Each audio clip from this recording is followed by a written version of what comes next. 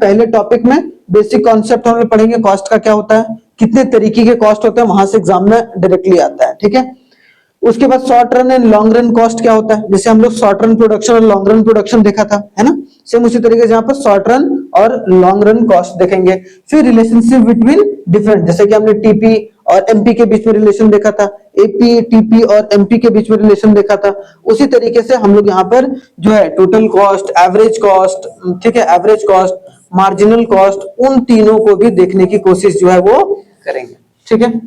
तो सबसे पहले आते हैं what do you mean by cost. Cost का मतलब क्या होता है, कॉस्ट जितना भी पैसा एक प्रोड्यूसर का लगता है कोई भी गुड्स एंड सर्विस को बनाने में। सिंपल सा लॉजिक, जैसे मान लो कि मैं प्रोड्यूसर हूं इस पेन का, डिजिटल पेन का, तो मेरे को बनाने में 50 रुपया लग रहा है, इसका मतलब that is called the cost, ठीक है। तो क्या है, it refers to the total expenditure incurred by a producer, कि जितना भी पैसा खर्च किया जाता है कोई भी प्रोड्यूसर के द्वारा on the factor as well as non factor inputs, चाहे वो फैक्टर इनपुट हो चाहे वो नॉन फैक्टर इनपुट हो, चाहे लैंड, लेबर, कैपिटल, एंटरप्रेन्योर हो या फिर उसके अलावा कोई भी चीज हो, जिस पर भी वो टोटल खर्चा कर रहा है, ठीक है, वो सारा खर्चा किसके अंदर आएगा, कॉस्ट के अंदर। Given amount of output in a given time period, कि जितना भी समय में और जितना भी आउटपुट बनाने में उसे पैसा लग रहा है, सिंपल सी बात। दूसरा, अगर इकोनॉमिक सेंस में देखा जाए थोड़ा सा, तो cost refer to all the monetary and non monetary expenditure incurred by a producer for a production of a particular goods, कि एक पर्टिकुलर गुड्स को बनाने में एक प्रोड्यूसर जितना भी खर्च करता है, दैट खर्चा is known as cost. Simple सी बात। What do you mean cost, समझ में आया? कॉस्ट क्या होता है, ठीक है, कोई भी प्रोडक्ट को बनाने में। अब आगे आते हैं, यहां पर अब बहुत डिफरेंट तरीके के कॉस्ट होते हैं। सबसे पहले कॉस्ट क्या होगा भाई हमारा, explicit and implicit cost. Explicit से याद रखना है, एक्सप्लिसिट कॉस्ट क्या होता है भाई, explicit cost is the monetary expenditure incurred on hiring a factor service from outside. जैसे एग्जांपल, छोटा सा एग्जांपल देते हैं, जैसे कि मान लो कि एक प्रोडक्ट है, ठीक है, एक प्रोडक्ट है, एक प्रोडक्ट में मान लो कि 10 रुपया का जो लेबर है वो इस्तेमाल किया गया, ठीक है। इस प्रोडक्ट का टोटल कॉस्ट है मान लो 15 रुपया का, ठीक है, 15 रुपया कॉस्ट है। 10 रुपया है जो बाहर से लेबर आकर उसको बनाया है, तो वो क्या हो गया, कौन सा कॉस्ट हो गया, एक्सप्लिसिट। ई एक्स से याद रखना, ई एक्स से मतलब क्या, explicit, external.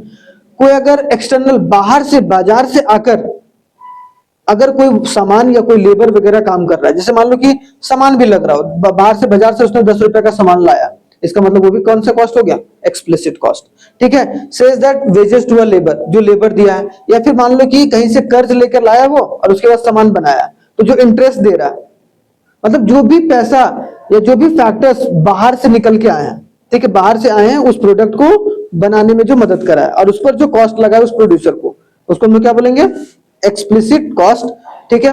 Whereas implicit cost is estimated cost of the factors supplied by the owners।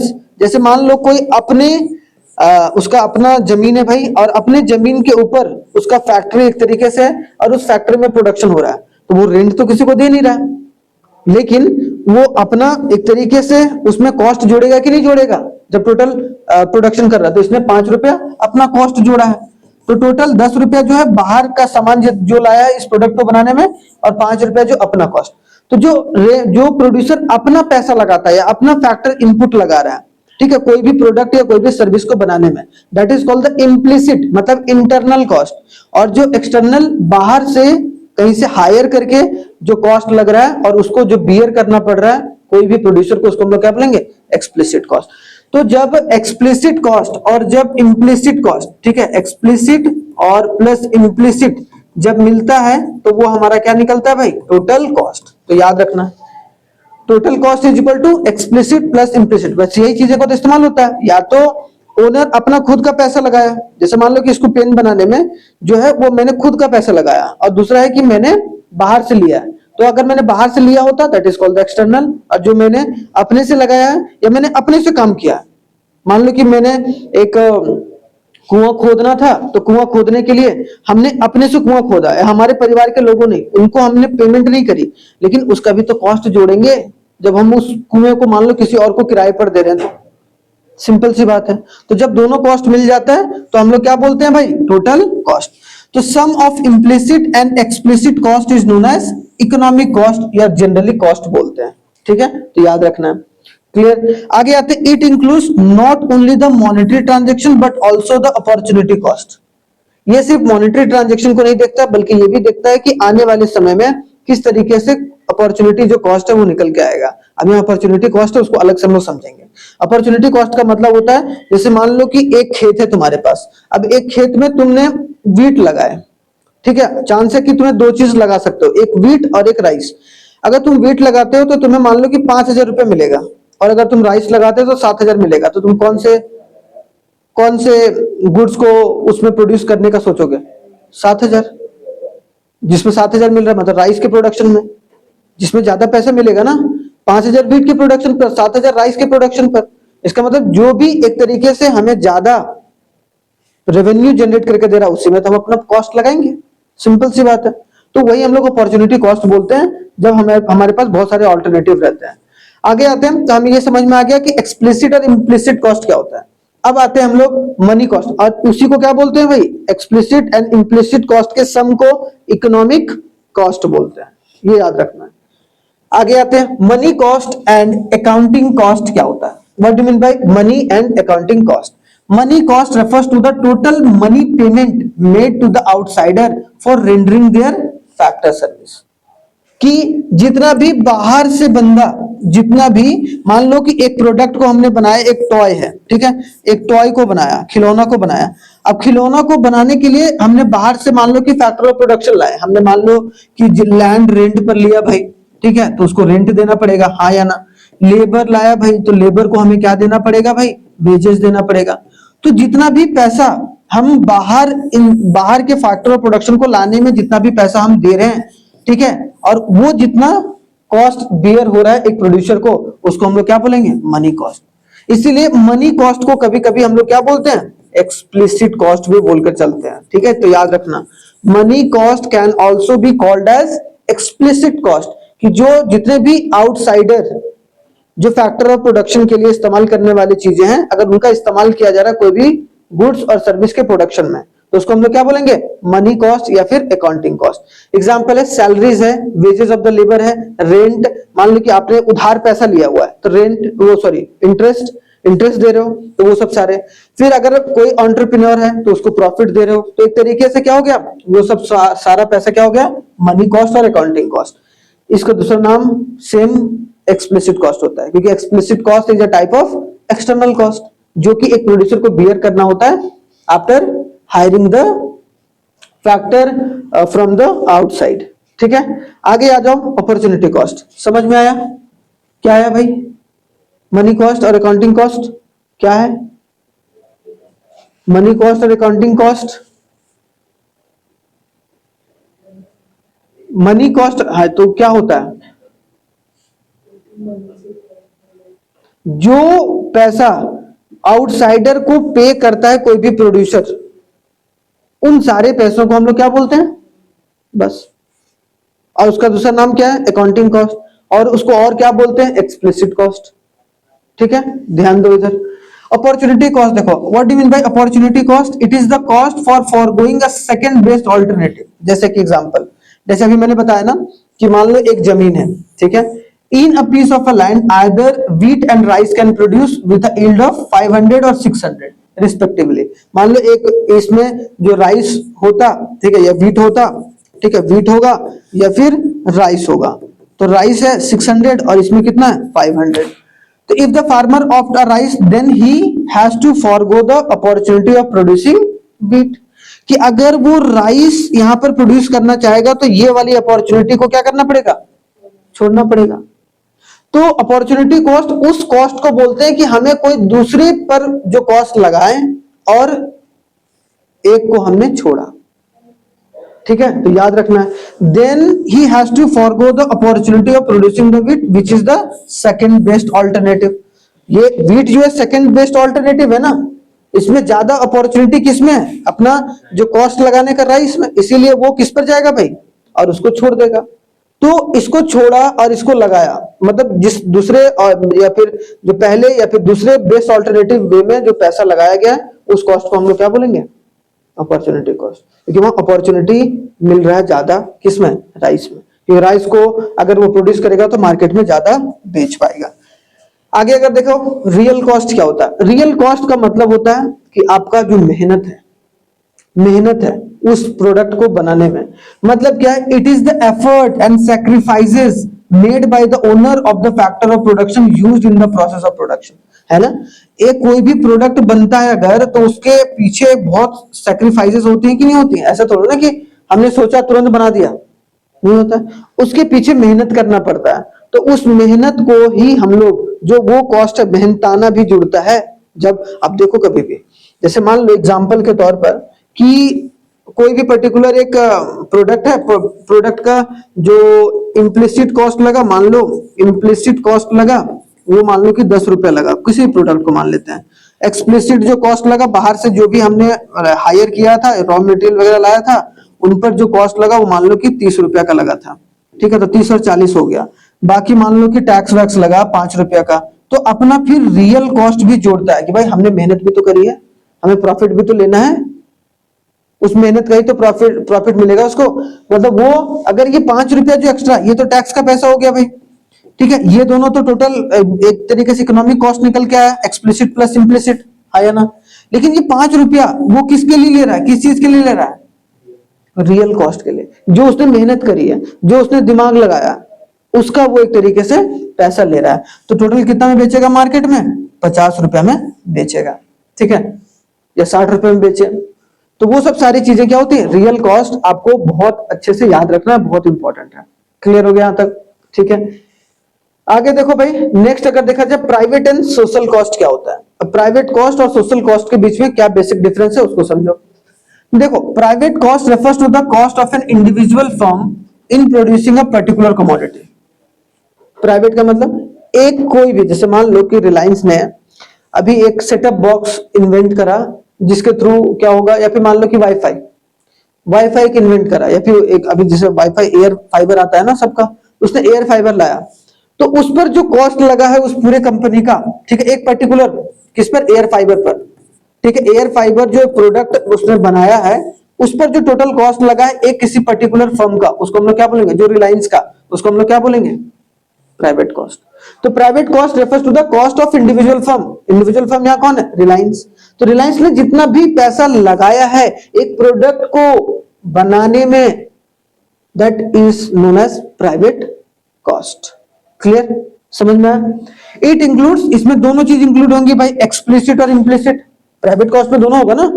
उस कंपनी ने मान लो एयर फाइबर बनाया, एयर फाइबर मतलब वो बक्सा बनाया, अब मान लो कि ये बक्सा किसी ने बनाया, मान लो कि ये कंपनी ने बनाया, डिजिटल कंपनी ने बनाया, तो इस कंपनी में एक्सप्लिसिट और इम्प्लिसिट कॉस्ट दोनों लगा होगा। सिंपल सी बात है, क्योंकि उस प्राइवेट कंपनी की प्रोडक्ट है ना, तो उसको हम लोग प्राइवेट कॉस्ट बोल रहे हैं। सिंपल सी बात है, एक कोई इंडिविजुअल कंपनी का। Clear. Whereas social cost, लेकिन सोशल कॉस्ट में क्या होगा, it refers to the cost that society has to pay और bear for the production of particular commodity. जैसे a steel firm while taking a production decision only consider a private cost, but the pollution generated in the operation has some additional cost which the society has to bear। देख रहे हो, लेकिन society, अब देखो steel का production हो रहा है, तो भाई जब स्टील का प्रोडक्शन हो रहा है तो उससे पोल्यूशन भी तो हो रहा है कि नहीं। तो उन सब सारे कॉस्ट को भी कौन बियर करता है, एक कंपनी या वो जो प्रोडक्ट बना रहा है, उस कॉस्ट को हम लोग क्या बोलेंगे, सोशल कॉस्ट। सिंपल सी बात है कि कोई भी प्रोडक्ट बनाने में जो भी एक तरीके से पोल्यूशन हो रहा है, जो वाटर पोल्यूशन हो रहा है, कुछ भी हो रहा है, तो वो सब सारी चीजों का जो कॉस्ट बियर करता है वो कौन करता है, प्रोड्यूसर करता है, और उस कॉस्ट को हम लोग क्या बोलते हैं, सोशल कॉस्ट। इसलिए बोला जाता है ना कि एक बिजनेस को सोशली भी एक्टिव रहना चाहिए। अगर वो मान लो कि हमारे पोल्यूशन को गंदा कर रहा है तो उसे पेड़ भी लगाना चाहिए, उसे कुछ ऐसे काम करना चाहिए जिसके थ्रू जो है वो एक तरीके से चीजों को बेहतर कर सके। बनाना गलत बात नहीं है, लेकिन भाई आप उसका कॉस्ट तो बियर करो, है ना। आप पोल्यूशन कर रहे हो, ठीक है, स्टील प्रोडक्शन कर रहे हो, तो उसके बदले आप कुछ काम तो करो। दूसरा जो सोशल कॉस्ट के रूप में आएगा, तो उस पर जो कॉस्ट लगेगा उस बिजनेस का, उसको हम लोग क्या बोलेंगे, सोशल कॉस्ट। क्लियर। तो हमें प्राइवेट एंड सोशल कॉस्ट समझ में आ गया। इसमें दो सवाल, मतलब ये दोनों बीच में डिफरेंस बहुत बार पूछा गया है, ठीक है, कि अपॉर्चुनिटी कॉस्ट और अकाउंटिंग कॉस्ट में क्या बेसिक। अकाउंटिंग कॉस्ट हमने क्या देखा, अकाउंटिंग कॉस्ट को क्या बोले थे भाई हम लोग, मनी कॉस्ट बोले थे, हैं? और उसको एक तरीके से एक्सप्लिसिट कॉस्ट भी बोले थे, ठीक है, जो एक्सटर्नल, हाँ, आउटसाइडर का जो पैसा हमें देना पड़ता है। तो यहाँ देखो अपॉर्चुनिटी कॉस्ट में हमने देखा था यहाँ पर कि दो, कि कोई अगर दो एक पर्टिकुलर चीज है या फिर कोई एक पर्टिकुलर लैंड है, उस पर दो चीजों का प्रोडक्शन हो रहा है, तो उस पर बेहतर जो प्रोडक्ट होगा, जो उसको ज्यादा रेवेन्यू देगा, वो एक तरीके से ज्यादा प्रोड्यूस करने का सोचेगा और दूसरे को क्या करेगा, फॉरगो कर देगा, छोड़ देगा और बेस्ट ऑल्टरनेटिव को पकड़ेगा। तो that is called the opportunity cost. It is the cost of alternative opportunity sacrifice. ये ऐसा कॉस्ट है जो हम सेक्रीफाइस करते हैं किसी दूसरे प्रोडक्ट को पाने के लिए। सिंपल सी बात है, जैसे मान लो एग्जांपल, एक कंपनी है लेदर्स का शू भी बनाती है, ध्यान से, एक लेदर का शू बना रही है, एक मान लो स्नीकर्स बना रही है, वही कंपनी दो प्रोडक्ट बना रही है। लेकिन मान लो कि उसका जो लेदर्स का शूज है वो सही तरीके से बिक नहीं रहा, तो वो अगले बार क्या करेगा, अगले साल क्या करेगा, लेदर का शू बनाने लगेगा क्या, नहीं ना, उसका स्नीकर्स ज्यादा बिक रहा है, तो लेदर का कॉस्ट निकाल के किस में डाल देगा, स्नीकर्स में, ताकि वो स्नीकर्स मार्केट में जाकर ज्यादा बिके और इसको ज्यादा एडवर्टाइज करेगा। सिंपल, उसी को हम लोग क्या बोल रहे हैं कि उसका कॉस्ट निकाल के जो यहाँ पर मतलब उस कॉस्ट को छोड़ रहा है और दूसरे कॉस्ट में उस कॉस्ट को लगा रहा है, that is called the opportunity cost. ठीक है, it generally not recorded in the, इसको कभी भी रिकॉर्ड बुक में नहीं, ये कभी रिकॉर्ड बुक में तो नहीं रखते ना कि हमने किस प्रोडक्ट को छोड़ा, किस प्रोडक्ट को रखा, उसको नहीं, हमने बेस्ट ऑल्टरनेटिव बनाने ताकि हमारा जो रिकॉर्ड हो उसमें प्रॉफिट आए। सिंपल सी बात, ये कंपनी का मोटो रहता है। फिर वो एग्जांपल अगर देखा जाए, rent owned by the building propose to be used for a new project and not used for the own use. एक बिल्डिंग है, एक बिल्डिंग में हम खुद अपना फैक्ट्री या फिर अपना कोई ऑफिस खोल सकते थे, लेकिन हमने उसको नहीं खोला। क्यों? क्योंकि हम जहां दे रहे हैं, रेंट दे रहे हैं, वहां 15,000 रुपये रेंट दे रहे हैं और यहां पर जो हम ले रहे हैं वो 25,000 रुपये रेंट ले रहे हैं। तो हम कहां रखेंगे, दिमाग लगाओ। मान लो तुम्हें एक बिजनेस खोलना है, एक फैक्ट्री खोलना है और एक जगह है रेंट जो है वो 15,000 रुपये ले रहा है और एक ही तुम्हारा भी जमीन है, उसमें अगर तुम उसको लगाते तो तुम्हें 15,000 रुपये ही तो एक तरीके से खर्च करना पड़ता, एक तरीके से अगर जनरली बोला जाए। लेकिन अगर हमने कभी वहां दूसरे लोगों को दे रखा है और हम 25,000 रुपये ले रहे हैं, मतलब 10,000 रुपये तो प्रॉफिट में है, यहां से 10,000 रुपये आ रहा है, 15,000 रुपये वहां रेंट दे रहे हैं, तो इसमें अपॉर्चुनिटी का फायदा है कि नहीं। तो आपको ये सब चीजें भी सोचनी पड़ती हैं। इसलिए बहुत सारे लोग क्या करते हैं, प्रॉपर्टी खरीद के रेंट पर लगा दिए और खुद ही रेंट पर रह रहे हैं, क्योंकि रेंट पर रह रहे हैं तो वहां 25,000 किराया दे रहे हैं और जहां रेंट आ रहा है वहां 50,000 रुपये आ रहा है, तो वही रेंट लेकर वो रेंट देकर 25,000 रुपये लेकर ऐश कर रहे हैं। बहुत सारे लोग ऐसे, तो उसको हम बोलते हैं अपॉर्चुनिटी कॉस्ट, जो कि आपको समझना है आगे चलकर, बहुत इंपॉर्टेंट है। अगर इकोनॉमिक्स में मतलब चीजों को अगर स्टॉक मार्केट में जाना है, कैसे भी जाना है, तो आपको इन सब चीजों के बारे में समझना जरूरी है। यूज कहां होता है भाई, it is use in the decision making the problem of choice, है कि नहीं। यहाँ पर कि जब चॉइस आ जाती है तब एक, अगर आपके पास अपना मकान होता ही नहीं तो आप क्यों सोचते हैं, तब तो नहीं सोचते ना। जब आपके पास अपॉर्चुनिटी आए तभी तो आप सोचोगे, मतलब चॉइस जब होता है तब इसका इस्तेमाल डिसीजन मेकिंग में किया जाता है। किसका भाई, अपॉर्चुनिटी कॉस्ट। उसके बाद आते हैं accounting cost. Accounting cost are the explicit cost, ठीक है, and are actual cash payment made to the outsider by the producer, कि जो प्रोड्यूसर के द्वारा पैसा दिया जाता है बाहर से। मान लो कि उसने 10 रुपए का प्लास्टिक खरीदा, 5 रुपए लेबर को दिया एक प्रोडक्ट के ऊपर, वैसे बहुत सारे, तो वो सब सारे जो पेमेंट दिया है या इंटरेस्ट जो दिया है, तो जितना भी पैसा बाहर गया है, दैट ऑल जो कॉस्ट हो रहा है उसको हम लोग क्या बोलेंगे, accounting cost. It is recorded, इसको हमेशा रिकॉर्ड किया जाता है कि नहीं, कि हमने इतना पैसा दिया, डेबिट क्रेडिट में होता है, ठीक है। यहां पर अगर देखो तो payment of salary and wages, rent of a building, ये सब सारी चीजें कहां आ जाएंगी, या इंटरेस्ट आ जाएगा, है ना, इंटरेस्ट आ जाएगा, ये सब सारी चीजें। It is used in calculating profit, इसका इस्तेमाल प्रॉफिट को कैलकुलेट करने में होता है, इसका कैलकुलेट मतलब प्रॉफिट कैलकुलेट में इस्तेमाल नहीं होता, ठीक है। समझ में आ गया, यहां तक कोई दिक्कत नहीं, कोई परेशानी नहीं। शॉर्ट रन कॉस्ट के बारे में पढ़ेंगे। शॉर्ट रन कॉस्ट में जैसे कि हम लोग शॉर्ट रन प्रोडक्शन कॉस्ट में लेबर और कैपिटल होता था, उसमें कैपिटल कांस्टेंट रखते थे, तो जो फिक्स्ड फैक्टर है तो उस पर जो कॉस्ट लग रहा है वो उसको हम लोग क्या बोलेंगे, फिक्स्ड कॉस्ट बोलेंगे, और जो वेरिएबल फैक्टर पर जो कॉस्ट लग रहा है उसको हम लोग क्या बोलेंगे, वेरिएबल कॉस्ट। इसको फिक्स्ड कॉस्ट बोलेंगे और इसको हम लोग क्या बोलेंगे, वेरिएबल कॉस्ट। सिंपल सी बात है। तो और उसमें हमने देखा था शॉर्ट रन कॉस्ट में आपका टोटल कॉस्ट आता है, एवरेज कॉस्ट आता है और मार्जिनल कॉस्ट आता है। और जो टोटल कॉस्ट आता है उसमें टोटल फिक्स्ड कॉस्ट और टोटल वेरिएबल कॉस्ट मिलाकर निकल के आएगा। सेम उसी तरीके से एवरेज कॉस्ट में भी एवरेज फिक्स्ड कॉस्ट और एवरेज वेरिएबल कॉस्ट आएगा और मार्जिनल कॉस्ट अलग से देखने को मिलेगी। ठीक है, अब सबसे पहले हम लोग आते हैं what do you mean by total cost. सबका टेबुलर फॉर्म और सबका ग्राफिकल फॉर्म दोनों आपको पता होना बहुत जरूरी है। अब टोटल कॉस्ट में अगर देखा जाए, it refers to the sum total of cost incurred by all the factor of production including the fixed and variable factor, कि जितना भी चाहे वो वेरिएबल फैक्टर पर लगा कॉस्ट हो, ठीक है, क्या कौन सा वेरिएबल फैक्टर, जितना लेबर कॉस्ट लगा हुआ है भाई, जैसे एक वेरिएबल कॉस्ट है, और जितना फिक्स्ड कॉस्ट लगा हुआ है, ठीक है, मतलब उन दोनों को एक तरीके से अगर जोड़ देंगे तो हमारा टोटल कॉस्ट निकल के आ जाएगा।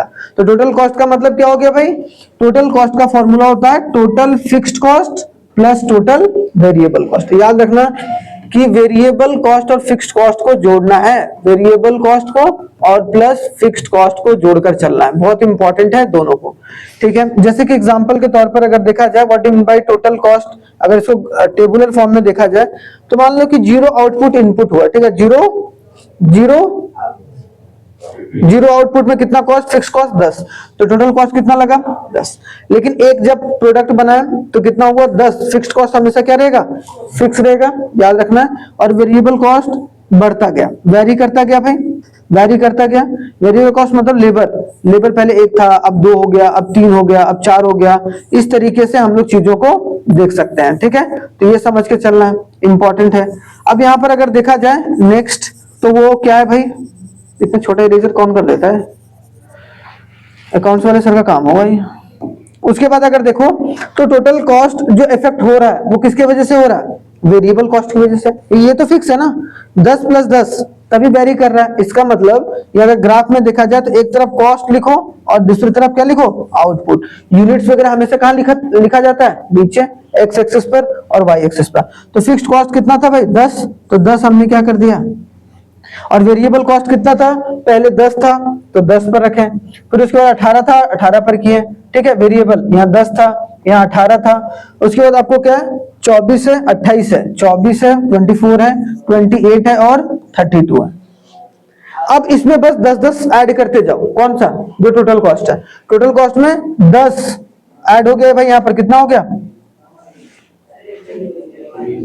10 ही ये वाले पॉइंट पर 10 हुआ और इस वाले पॉइंट पर कितना हुआ 20, इस पॉइंट पर कितना हो गया, हाँ बहुत अच्छे, हाँ बहुत अच्छे। फिर 28 हो गया, 34 हो गया, उसके बाद 38 हो गया और 42। समझ में आ गया। तो अगर कोई बोलेगा कि टोटल कॉस्ट अगर वैरी कर रहा है तो किसकी वजह से कर रहा है, वेरिएबल कॉस्ट की वजह से कर रहा है। अगर वो नहीं रहता, वेरिएबल कॉस्ट नहीं रहता, तो फिक्स्ड कॉस्ट हमेशा फिक्स रहता है। सिंपल सी बात। यहाँ पर एक नोट करने वाली बात है जो 1 नंबर में पूछा जा सकता है कि TC in the short run cost never be zero. Long run में जीरो हो सकता है टोटल कॉस्ट, लेकिन शॉर्ट रन में कभी भी जीरो नहीं होगा, जो कि आपको समझ के चलना है, इंपॉर्टेंट है। अब अगर देखा जाए तो टोटल कॉस्ट में 2 तरीके का कॉस्ट होता था, टोटल फिक्स्ड कॉस्ट और टोटल वेरिएबल कॉस्ट। इसीलिए हम लोग टोटल कॉस्ट को निकालने के लिए क्या करते हैं, टोटल फिक्स्ड कॉस्ट को और टोटल वेरिएबल कॉस्ट को जोड़ते हैं। तो what do you mean by total fixed cost, तो it refers to the sum of total cost incurred on the fixed factor. Fixed factor पर जो कॉस्ट लगा हुआ है उस कॉस्ट को हम लोग क्या बोलेंगे, टोटल फिक्स्ड कॉस्ट। ठीक है, जैसे rent of the building fix है भाई, हर महीने देना ही देना है। ठीक है, सैलरीज ऑफ परमानेंट स्टाफ, आपने सैलरीज आप परमानेंट स्टाफ रखे हो 4-5, जिसको आपको सैलरी देना ही देना है। आप दूसरे लेबर्स को घटा और बढ़ा सकते हो, लेकिन परमानेंट लेबर को तो हटा नहीं सकते हो भाई, या परमानेंट स्टाफ को। उन पर जो सैलरी जा रहा है वो सब सारी चीजें किसके अंदर आएंगे, टोटल फिक्स्ड कॉस्ट के अंदर आएंगे। ठीक है, total fixed cost do not very with the level of output. याद रखना कि जो टोटल फिक्स्ड कॉस्ट होता है वो आउटपुट बढ़ने और घटने से कोई भी एक तरीके से। अब मान लो कि पहले 5 स्टाफ था परमानेंट हमारा, उसको सैलरी जाता था 50,000, मतलब क्या हमारा टोटल फिक्स्ड कॉस्ट कितना था, मान लो सैलरी जाता था 50,000, मतलब सैलरी हो गया ये 5 परमानेंट वर्कर का, और रेंट जाता था 50,000, मतलब 1 लाख रुपया हो गया कि नहीं हो गया। ठीक है, 1 लाख हो गया भाई, मतलब 1 लाख रुपया पहले जाता था। जब हमारा प्रोडक्शन जो है 100 यूनिट का हो रहा था, अब हमारा यूनिट मान लो कि 1000 यूनिट कर दिया हमने, अब हमारी प्रोडक्शन लेवल बढ़ गई, तो क्या ये चेंज हो जाएगा क्या? इसमें कोई चेंज नहीं होगा ना, पहले भी 1 लाख रुपए जाता था, अभी भी 1 लाख रुपए जाएगा। तो इसका मतलब क्या हो गया? Total fixed cost do not very with the level of output, की आउटपुट बढ़ने की वजह से जो टोटल फिक्स्ड कॉस्ट है उसमें कोई भी चेंजेस नहीं आता है। ठीक है, तो याद रखना है they are the overheads and are not identifiable with the product, क्योंकि वो आप चाहे प्रोडक्ट आपका बिके या ना बिके, आपको उतने तो सैलरी देने ही देने हैं, उतना रेंट तो देना ही। ऐसा थोड़ा कि रेंटर कम कर देगा कि ठीक है आपका इस बार प्रोडक्ट नहीं बिका तो हम कम कर देंगे, ज्यादा बिकेगा तो ज्यादा देना है, ऐसा तो होता नहीं है, आपको फिक्स देना होता है भाई, देना ही है। तो total fixed cost is equal to total cost minus total variable cost. देखो यहाँ पर अगर मान लो टोटल कॉस्ट में माइनस कर दे टोटल वेरिएबल कॉस्ट को, तो हमारा टोटल फिक्स्ड कॉस्ट निकल नहीं जाएगा। सिंपल सा लॉजिक है, जब हमें निकालना है टोटल फिक्स्ड कॉस्ट तो ये वाला आके इधर जाके क्या होगा? माइनस हो जाएगा, है ना? तो निकल गया यहाँ पर। ये फॉर्मूला याद रखना, जब हम लोग टेबल से बनाएंगे तब आपको समझ में आना चाहिए। यहाँ पे देखो भाई टोटल फिक्स्ड कॉस्ट का ग्राफ कैसे बनेगा? सिंपल सी बात है कि चाहे आपका आउटपुट बढ़ा है, ठीक है, लेकिन जो फिक्स्ड कॉस्ट है वो क्या है? सेम है हमेशा। तो इसका ग्राफ हमेशा parallel to the it's parallel to the it is parallel to the x axis. बस याद रखना कि जो इसका ग्राफ होगा वो पैरेलल किसके होगा? एक्स एक्सिस के होगा। क्यों? क्योंकि ये फिक्स रहता है भाई। अब फिक्स कितना है? 10 यूनिट है, जिससे यहाँ देखने को मिल रहा है कि आउटपुट चाहे कितना भी है आपका, मान लो कि पहले 10 रुपया लग रहा था, 10 ही रुपया लग रहा है, 10 करोड़ लग रहा था, 10 करोड़ ही लग रहा है, चाहे आपका आउटपुट बढ़ा या घटा। ठीक है, सिंपल सी बात। चलिए आगे अगर देखा जाए next, total variable cost. Variable cost की वजह से ही टोटल कॉस्ट बढ़ता है। तो अगर वेरिएबल फैक्टर पर जितना कॉस्ट लगा है उसको हम लोग क्या बोलेंगे? Total variable cost. तो यहाँ क्या होगा? It is the sum of the total cost incurred on the variable factor, कि जितना भी कॉस्ट एक वेरिएबल फैक्टर्स को इंकर्ड करने पर लगा, मतलब इंकर मतलब उसका यूज करने पर लगा है। इसका मतलब जैसे कि पेमेंट ऑफ रॉ मटेरियल। अब रॉ मटेरियल का दाम कभी कभी ज्यादा हो जाता है, कभी कभी कम हो जाता है कि नहीं? एक सेम जैसा रहता है क्या?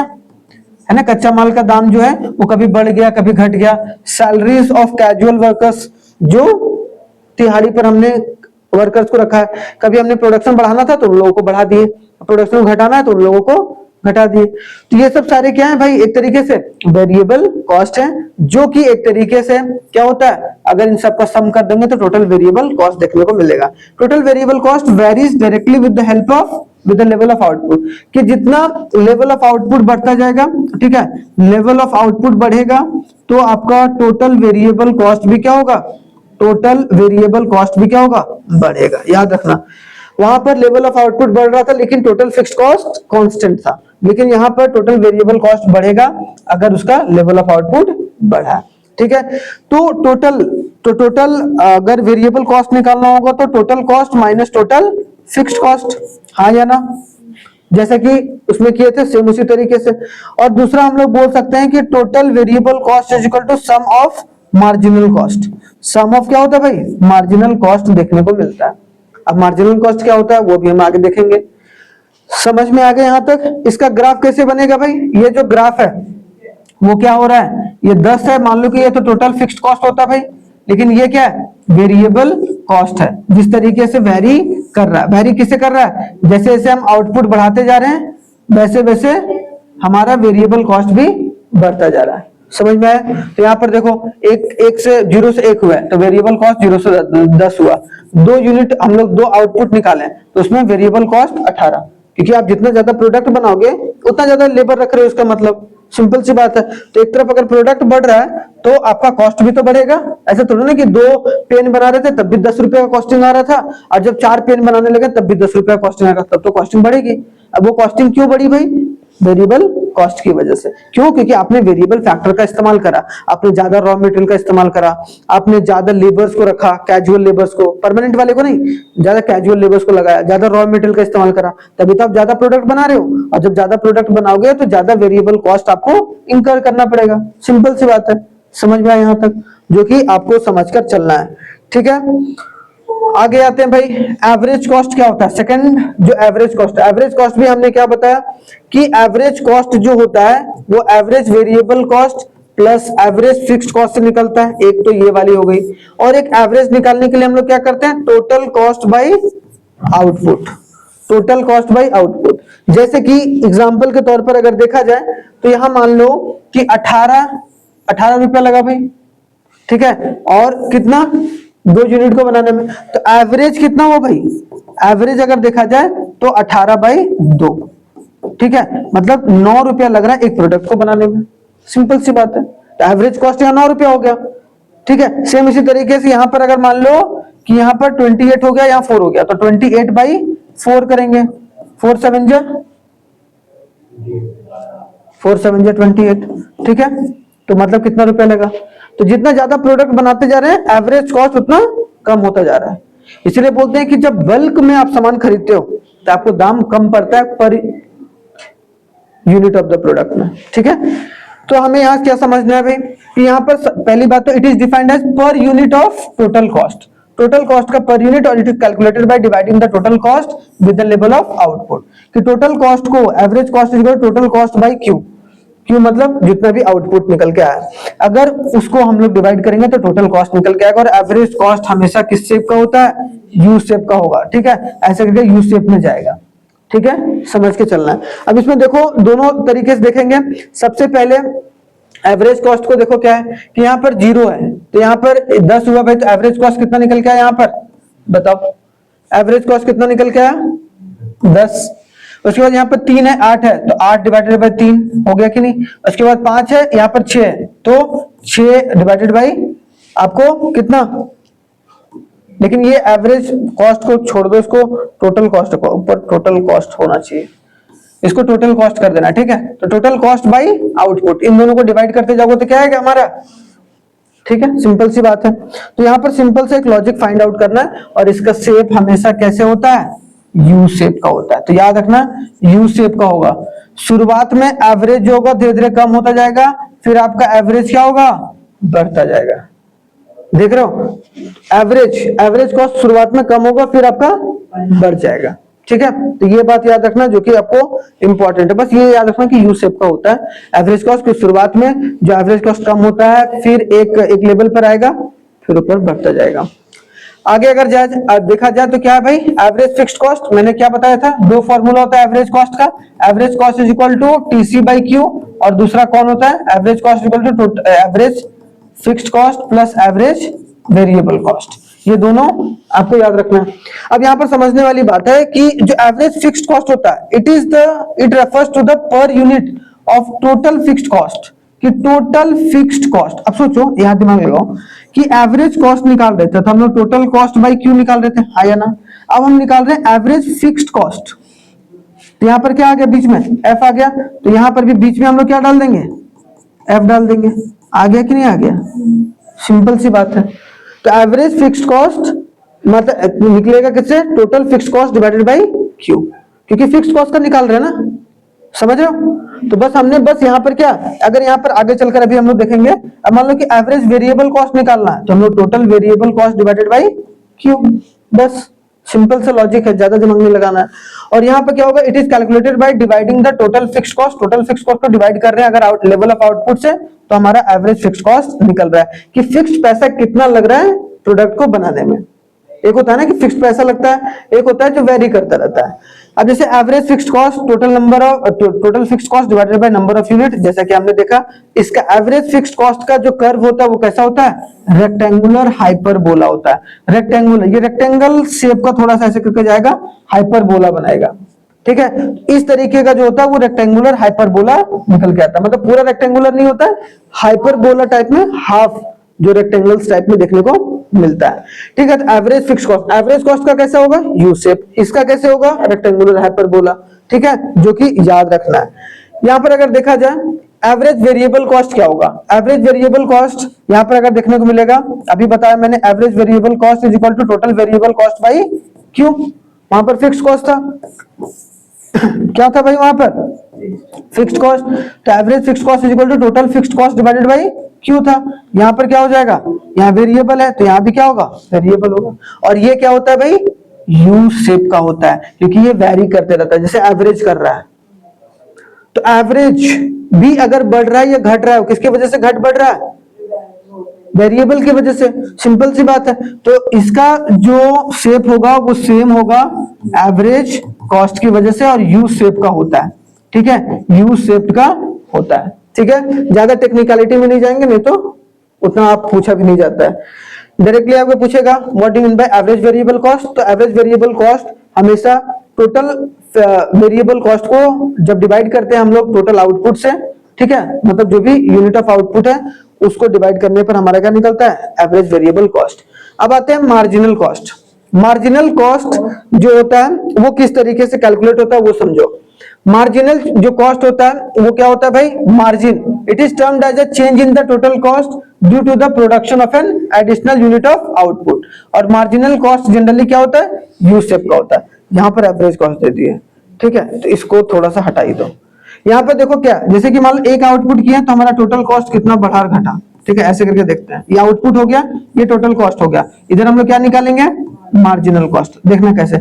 मार्जिन का मतलब मैंने बताया एक एडिशनल, कि एक एडिशनल यूनिट को बनाने में जितना ज्यादा या जितना कम जो है वो खर्चा हुआ है। जैसे कि एग्जांपल, एक यूनिट बनाए टोटल कॉस्ट मान लो 100 रुपया लगा, 2 यूनिट बनाए मान लो कि 220 रुपया, मतलब इसमें 180 लगा, मान लो 220 भी मान लो, कोई दिक्कत नहीं है। 3 बनाए तो कितना हुआ? 300 रुपया लगा, ठीक है, तो टोटल कॉस्ट इतना लग रहा है भाई। तो एक से जब 2 आए, एक पर बनाए एक, तो ये मार्जिनल कॉस्ट तो सेम ही होगा शुरुआत में। दूसरा, जब एक हम बढ़ाएं तो उसके वजह से कितना टोटल कॉस्ट बढ़ा? 80, ठीक है, तो 80 मतलब यहाँ क्या 180 माइनस 100 किए, ठीक है, नीचे से ऊपर, जैसे हम मार्जिनल प्रोडक्ट में करते थे, नीचे से ऊपर माइनस करते थे। यहाँ पर भी जब 2 से 3 हुआ, जब 2 प्रोडक्ट बना रहा था तो एक तरीके से मार्जिनल कॉस्ट ही है। जब तीसरा बना रहा है तो मार्जिनल कॉस्ट क्या है? कितना हुआ? 300 माइनस 180 कितना हो गया? 120। 120 हमारा क्या हो गया? Marginal cost. तो ये तीनों हमारा मार्जिनल कॉस्ट देखने को मिलता है। मतलब क्या हो गया भाई? It is termed as a change in total cost, कि टोटल कॉस्ट में कितना चेंज हो रहा है due to the production of an additional unit of output, कि एक यूनिट ऑफ आउटपुट ज्यादा बनाने की वजह से टोटल कॉस्ट में कितना बढ़ रहा है या घट रहा है या कितना चेंज हो रहा है, उसी को हम लोग क्या बोलेंगे? Marginal cost. मार्जिनल कॉस्ट का सिंपल सा फॉर्मूला होता है change in total cost by change in Q, कि जितना भी आउटपुट में चेंज हुआ, जैसे मान लो कि मार्जिनल कॉस्ट हम थर्ड का निकाल रहे हैं, किसका निकाल रहे हैं? थर्ड का निकाल रहे हैं, तो उसके पहले वाला देखेंगे भाई कितना चेंज हुआ। पहले कितना था? 180, अब कितना हुआ? 300। इसका मतलब कितना चेंज हुआ? नीचे चेंज इन आउटपुट, पहले 2 था अब 3 था, 1 चेंज हुआ तो 1, तो डिवाइड करेंगे कितना आएगा? 120 ही आएगा, जो कि यहां पर भी समझ में आया। या फिर नीचे से ऊपर को माइनस करते जाओ, लेकिन फॉर्मूला याद रखना, change in total cost by change in Q, ठीक है, याद रखना, जो कि इंपॉर्टेंट है। आगे अगर देखा जाए मार्जिनल कॉस्ट को, देखो अभी हमने बताया भाई change in total cost by change in Q, या फिर जो मार्जिनल कॉस्ट है हम टोटल कॉस्ट को लिख सकते हैं change in total cost by change in Q है, तो हम लोग टोटल कॉस्ट को टोटल वेरिएबल कॉस्ट लिख सकते हैं कि नहीं लिख सकते हैं? क्यों? देखो टोटल कॉस्ट को हम लोग टोटल वेरिएबल कॉस्ट लिख सकते हैं कि नहीं लिख सकते हैं? लिख सकते हैं। क्यों? क्योंकि टोटल कॉस्ट में अगर कोई भी चेंज आएगा वो किसके वजह से आएगा? सिंपल सी बात है। तो यहां पर हमने क्या करना है, मान लो कि इसको हम लोग दूसरा फॉर्मूला का देखा जाए, total variable cost divided by change in output, तो इसका दूसरा भी फॉर्मूला, अगर मान लो कि आपके पास जो क्वेश्चन में टोटल वेरिएबल कॉस्ट और टोटल फिक्स्ड कॉस्ट दिया हुआ है और आपको मार्जिनल कॉस्ट निकालने बोल रहा है, तो आपको पता हो जाना चाहिए कि टोटल वेरिएबल कॉस्ट ही टोटल कॉस्ट वहां दिया हुआ है। जैसे मान लो यहाँ पर अगर कोई आउटपुट होता क्यू है यहाँ पर, और यहाँ पर टोटल कॉस्ट नहीं दिया हुआ, टोटल वेरिएबल कॉस्ट दिया हुआ है और आपको मार्जिनल कॉस्ट निकालने बोला, ठीक है। अब यहाँ पर समझो, जब एक यूनिट निकाला तो मान लो कि यहाँ पर 100 टोटल वेरिएबल कॉस्ट था, जब 2 था तो मान लो 180 था, ठीक है, टोटल वेरिएबल, तो मार्जिनल कॉस्ट निकल जाएगा कि नहीं? एक बच्चा बोलेगा यार सर ये तो निकलेगा नहीं क्योंकि यहाँ पर टोटल कॉस्ट दिया ही नहीं है। लेकिन हमें क्या समझना है कि टोटल जो वेरिएबल कॉस्ट है वो एक तरीके का टोटल कॉस्ट है यहाँ पर, तो इसको हम लोग शुरुआत में 100 लिखेंगे और इसको फिर 80, इन दोनों को माइनस, ठीक है, समझ में आया? तो इसमें कंफ्यूजन नहीं होना है, तो याद रखना है हमें। तो यह दूसरा फॉर्मूला होता है जो marginal cost is equal to, हाँ सेम आएगा, total cost n minus total cost n minus 1, जैसे कि हम लोग लिखे थे वहां पर MP marginal product MP is equal to TPN minus TPN minus 1। ठीक है, इसका बता दो क्या एक बार देखो, अगर मान लो मार्जिनल कॉस्ट हमें दूसरा का निकालना है तो टीसी 2 माइनस टीसी 2 माइनस 1, तो टीसी 2 कितना है भाई, टोटल कॉस्ट 2 कितना है 180, हाँ या ना। टोटल कॉस्ट 2 माइनस 1 कितना हो 1, तो 1 कितना है 100, कितना आया 80 आया कि नहीं। मार्जिनल कॉस्ट सेकंड देखो, मार्जिनल कॉस्ट सेकंड कितना है 80, सिंपल सी बात है। तो ये 3 फॉर्मूला है जिसको, और मार्जिनल कॉस्ट थोड़ा सा यू शेप का होगा, लेकिन वो एक तरीके से क्या देखने को मिलेगा, जनरली जो होता है TVC is preferred in calculating. तो टोटल वेरिएबल कॉस्ट को हम लोग इस्तेमाल करते हैं ताकि हम लोग क्या निकाल पाए, मार्जिनल कॉस्ट निकाल पाए। क्लियर, तो यहां तक हमें पूरा समझ में आ गया। क्या चीज समझ में आ गया भाई, तीनों चीज समझ में आ गया, टोटल कॉस्ट, मार्जिनल कॉस्ट और एवरेज कॉस्ट समझ में आ गया। मतलब हमें शॉर्ट रन कॉस्ट समझ में आ गया। क्या समझ में आ गया, शॉर्ट रन कॉस्ट। और कोई भी बोलेगा शॉर्ट रन कॉस्ट क्या होता है, तो ये 3 तरीके के शॉर्ट रन कॉस्ट होते हैं। और इसमें बेसिक सा फर्क क्या था कि टीसी में क्या था, total variable cost plus total fixed cost, और यहाँ पर मार्जिनल कॉस्ट को हम लोग क्या लिखते थे, change in total cost by change in Q, पहला फॉर्मूला। दूसरा formula change in total variable cost by change in Q, है ना, ये 2 फॉर्मूला होते थे। और जो एवरेज कॉस्ट था वो हमारा क्या था भाई,